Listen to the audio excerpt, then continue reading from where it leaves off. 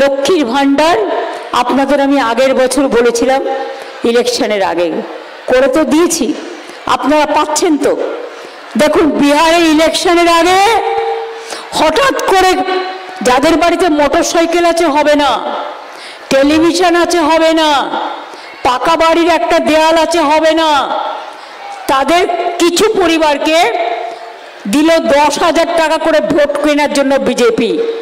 আর যেই ভোট চলে গেল চালু হলো বুলডোজার। ভোটের আগে 10,000, ভোটের পর বুলডোজার। প্রায় হাজার হাজার মানুষকে বুলডোজার দিয়ে উৎখাত করে দিয়েছে। আর আমরা এই 5 বছরে মে মাস পর্যন্ত যদি ধরেন তাহলে 1,000 টাকা করে মায়েরা যারা লক্ষ্মীর ভান্ডারে পেয়েছেন 5 বারণ 60,000 টাকা হবে।